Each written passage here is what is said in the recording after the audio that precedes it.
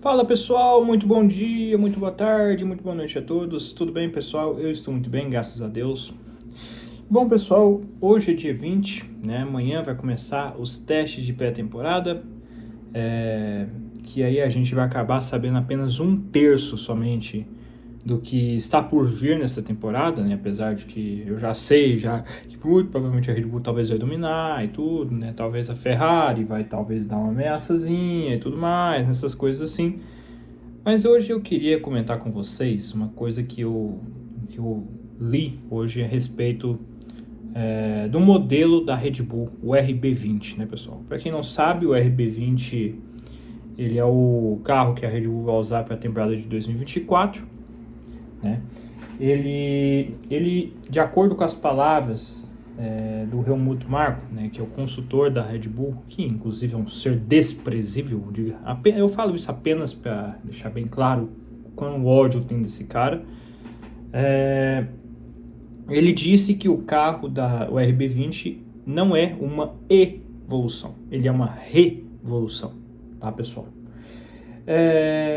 Então, tipo assim, tudo que a gente viu do RB19 não vai ser mais evoluído com base no que a gente viu tanto em 2022 com o RB18, quanto em 2023 com o RB19. Né? O que a gente talvez está prestes a ver é algo diferente do que vimos, né? E não em aspecto assim, talvez de resultado, mas em aspecto estético mesmo, na proposta do carro, né? Até porque todas as equipes basicamente estão copiando, já é uma cópia descarada do carro da Red Bull. Por quê? Porque é algo que deu certo, né?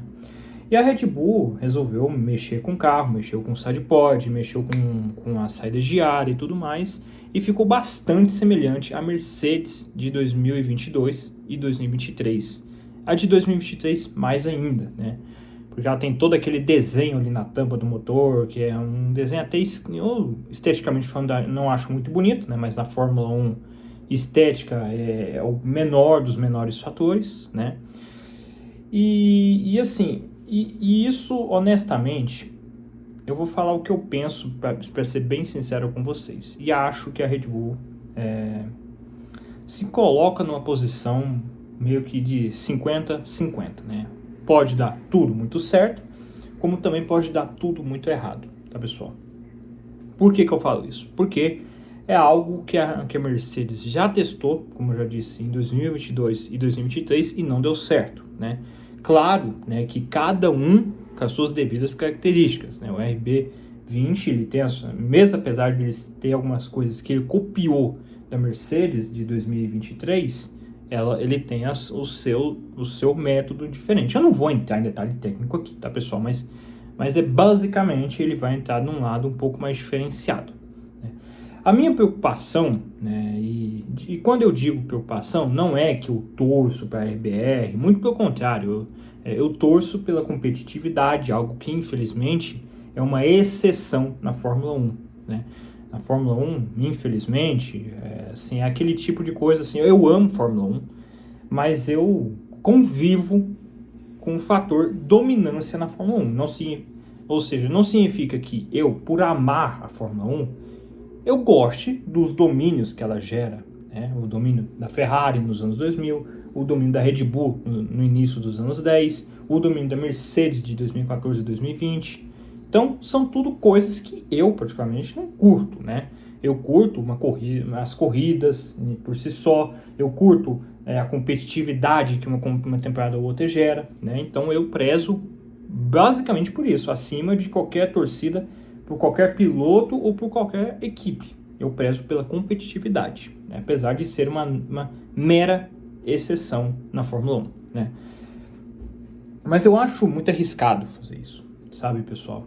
Como eu falei, por causa tanto do lance de que a Mercedes fez isso no carro dela e não deu certo, a Mercedes teve de abandonar o seu conceito, esse tipo de conceito mesmo, claro, com todos dentro da sua determinação, ela voltou, não é que ela voltou, mas ela fez um carro praticamente igual ao de todos.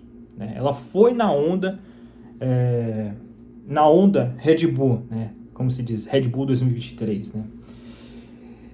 Eu vejo muita gente falando, se debatendo, mas é um carro feito pelo Adrian Newey, né?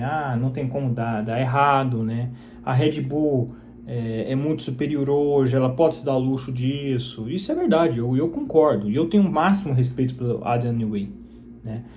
Mas, cara, eu vou citar um exemplo para vocês que aconteceu com o mesmo Adrian Newey, só que com a McLaren em 2003, tá, pessoal? A McLaren, ela dominava dominou ali o finalzinho dos anos 90, a Ferrari ficou em segundo plano, e conforme os anos foram passando, a Ferrari foi alcançando a McLaren, né? E chegou ali de 2001 em diante a superar, e muito, a McLaren, né? Na verdade, superar qualquer equipe que ameaçasse. E aí chegou 2002, a Ferrari lança o F2002, que é um senhor carro, na minha humilde opinião, a Ferrari mais top de todas, na minha visão, né? Muitos falam da Ferrari F2004, eu respeito, mas a F2002 também tem o seu devido, tinha de ter um maior reconhecimento. Eu acho que muitos endeusam muito a F2004 e tudo, mas esquecem, ignorando um pouco o que foi a F2002, né? Um carro guiado pelo Schumacher em 2002, que gerou a ele, inclusive, todos os pódios na temporada de 2002. E um título conquistado em julho, né? Tamanho, tá vendo, né? Ô, competitividade abençoada, né, nessa época, né? E aí o que acontece? A McLaren, ela queria retomar a ser uma candidata à briga.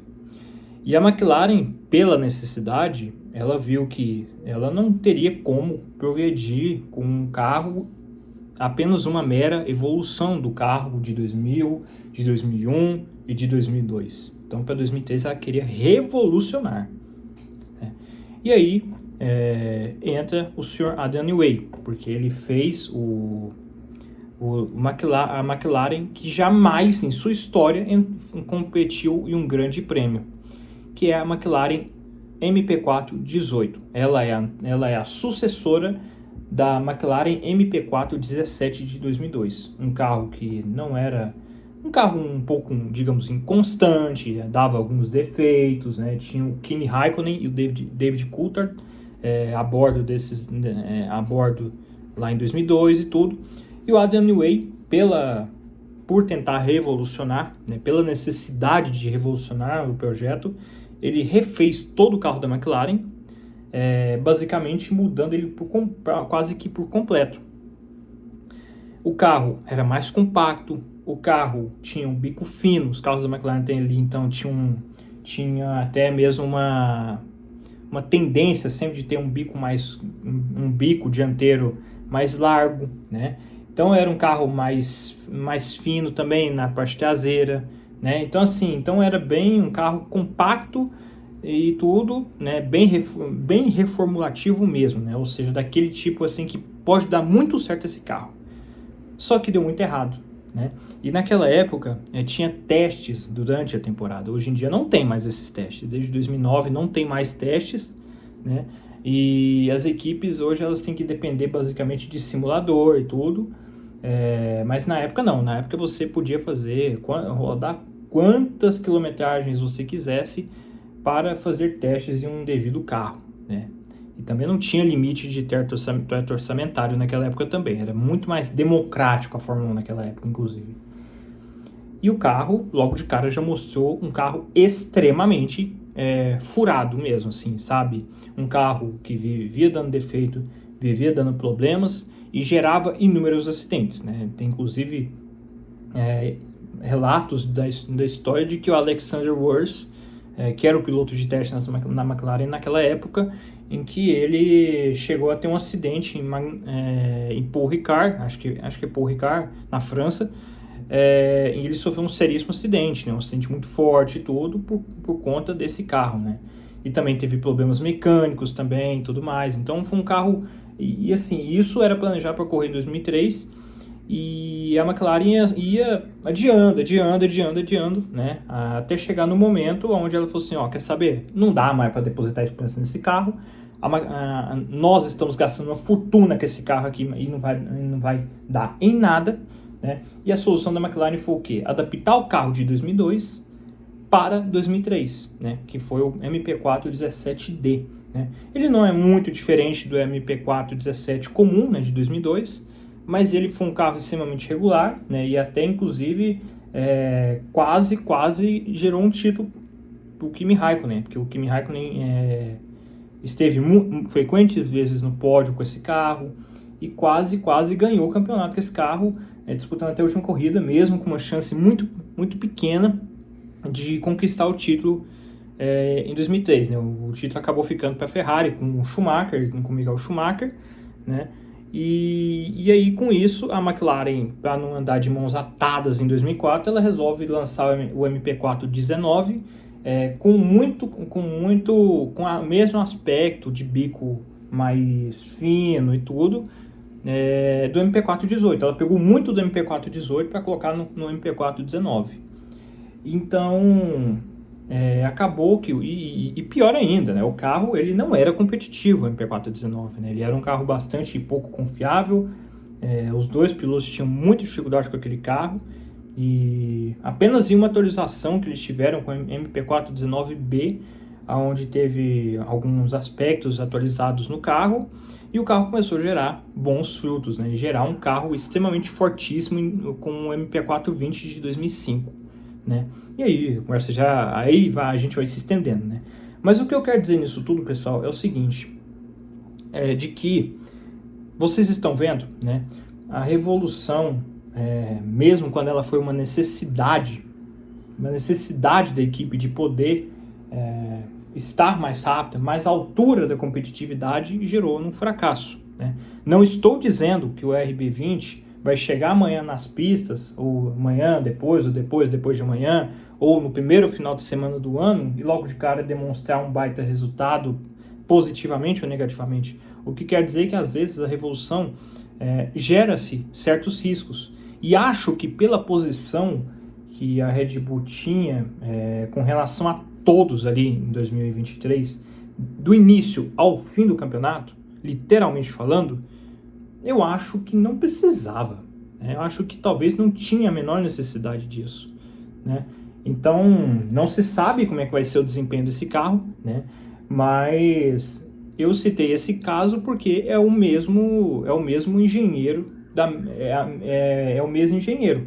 Só muda o contexto da obra e tudo, né? Então, é o mesmo projetista, o Adrian Newey e tudo, mas a gente tem que dar este adendo, né? E assim, a competitividade agradece se o carro der errado, né? Afinal de contas, o RB19 foi um carro que não gerou nenhuma dúvida que foi dominante do início ao fim, não gerou a competitividade que todo mundo queria que tivesse, né? E é isso aí, acho que pra mim beleza. Se der certo, beleza, porque vai dar muito certo, né? E vai colocar a Mercedes olhando para aquilo e pensando assim, cara, olha o projeto que a gente tinha em mãos, né? Porque muito do RB20 existiu na Mercedes na temporada passada, né? Então, assim, na minha opinião, eu posso ser o único que pensa assim, tá, pessoal? Mas eu não vou deixar de passar aqui para vocês o que eu penso, né? Mas eu, na minha humilde opinião, é um risco que acho que é um pouco desnecessário. Acho que se fosse uma evolução, né? Eu acho que seria muito mais garantido, uma garantia quase de 90%, porque não dá pra gente colocar 100%, porque a gente tá falando de Fórmula 1, né, pessoal? Então, a gente não sabe o quanto as outras equipes, a Ferrari, ou a McLaren, ou a própria Mercedes, evoluíram, né, para serem capazes de conseguir alcançar a Red Bull. Mas diminuiu o percentual de chance, né? E ainda mais levando em consideração nos termos resultadistas de alguns aspectos do carro do RB20 terem dado errado em uma outra equipe, né? Então, pagar para ver, né? Não dá para a gente saber como é que vai ser o carro, né? Pode ser que eu aqui fale que foi uma decisão errada e a gente vai ver amanhã, logo de cara o RB20 já faz um tumulto danado, gerando um senhor tempo onde ninguém é capaz de alcançar, né? Então, assim, na minha visão, o que vai ser o RB20? Vai ser um carro que vai dar muito certo ou vai dar muito errado, né? Então, assim, a gente preza, claro, pela competitividade, mas eu, apesar de priorizar isso e tudo, e não torcer por mais um ano dominante, eu acho que foi um pouco acho que é colocar um pouco um risco desnecessário de um projeto tão bem nascido como foi o RB19, né? Então acho assim que se eles tivessem só trazido algumas atualizações mais significativas ali para o RB20, com a evolução do RB19, talvez teria sido muito mais garantido de que daria muito mais certo, entende? E o que eu quero dizer?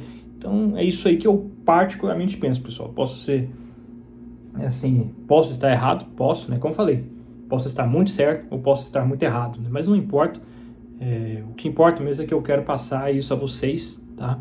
Do que eu penso honestamente sobre essa decisão da Red Bull, né? Acho que é um risco desnecessário, por mais que eu, pelo menos por mim falando, prezo pela competitividade da Fórmula 1, né, pessoal? Então é isso aí. Quero saber o que vocês acham, né? Posso estar falando uma completa bobagem, tudo, não importa. Eu estou aqui dando a cara a tapa aqui para falar, você está errado, ou você está certo, mas apenas exigindo de tanto de quem fala que eu estou errado, quanto de quem fala que eu estou certo, apenas o respeito e tudo, porque não passa de uma opinião de um mero fã de Fórmula 1, tá, pessoal? Então é isso aí, espero que vocês tenham gostado desse vídeo, tá, pessoal? Um fortíssimo abraço a todos, vamos lá, né? Vamos ver como é que vai ser essa pré-temporada, né? Vamos ver se vai gerar coisas boas, vamos ver se a Ferrari trouxe alguma competitividade, a McLaren, ou a Aston Martin, ou até a Mercedes, apesar de eu duvidar um pouco, mas é isso aí, vamos ver, né? Vamos ver como é que vai ser esse ano de 2024. Um abraço a todos e é nóis. Falou, galerinha!